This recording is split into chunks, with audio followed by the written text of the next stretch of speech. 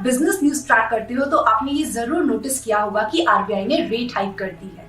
तो due to Covid RBI ने interest rate में काफी समय तक स्टेटस को मेंटेन किया हुआ था, मगर फाइनली इट सीम्स कि interest rate will start going up वो चाहे सेविंग्स रेट हो, एफडी रेट हो या लेंडिंग रेट हो।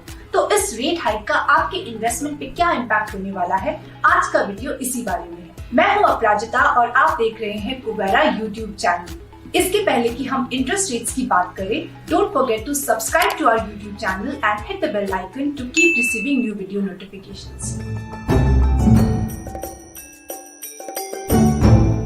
Interest rates have been lower for quite some time, और अभी जब इकोनॉमिक ग्रोथ स्लगिश है और हायर ऑयल प्राइसेस भी हो रखे हैं, तो इसकी वजह से इन्फ्लेशन रेट ऊपर जाता चला जा रहा है। और आरबीआई इस इन्फ्लेशन को कंट्रोल करने के लिए इंटरेस्ट रेट को बढ़ाती है, जैसे कि less money is chasing more goods, और इस तरह से प्राइसेस नीचे आ सके और इस तरह से इन्फ्लेशन कम हो सके। तो चलिए अब समझते हैं कि डिफरेंट इन्वेस्टमेंट एवेन्यूज पे हायर रेट हाइक का क्या इम्पैक्ट पड़ता है।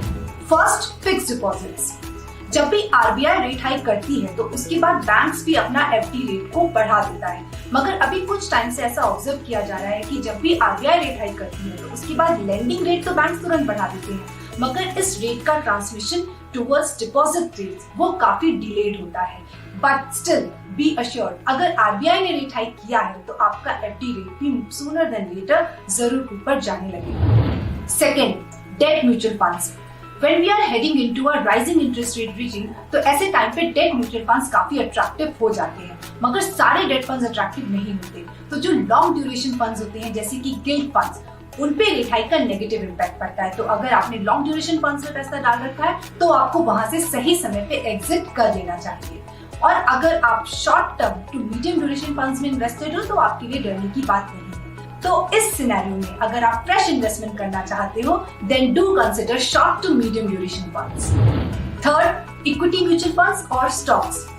Stock market turns volatile in rising interest rate regime. तो रेट हाइक का स्टॉक मार्केट पे पॉजिटिव इम्पैक्ट नहीं पड़ता है। ऐसा क्यों होता है?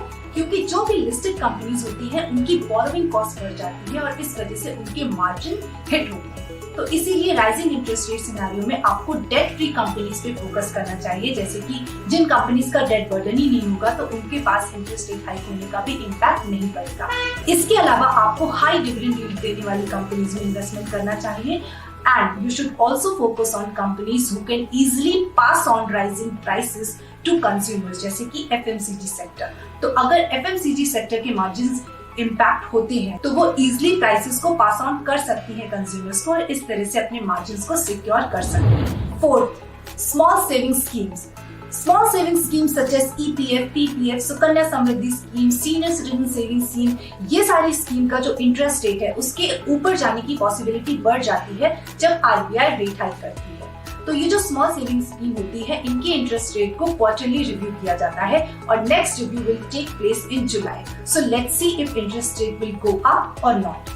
If it doesn't happen in July, then be assured कि आगे आने वाले क्वार्टर्स में इंटरेस्ट रेट हाई होने की पॉसिबिलिटी काफी ज्यादा रहेगी अगर interest rate high interest rate regime stick रहता है। अब जल्दी से हमें कमेंट्स में ये बताइए कि आप कहां पर इन्वेस्ट करने वाले हो in a rising interest rate scenario. Now don't forget to like and share this video. And what else? Personal finance और इन्वेस्टमेंट से जुड़ी बातों को समझने और एक समझदार इन्वेस्टर बनने के लिए subscribe to Kubera YouTube channel. Kubera, your safe space to invest. Download the app from the link shared in the video description. I'll come back soon with another video. Till then, take care and keep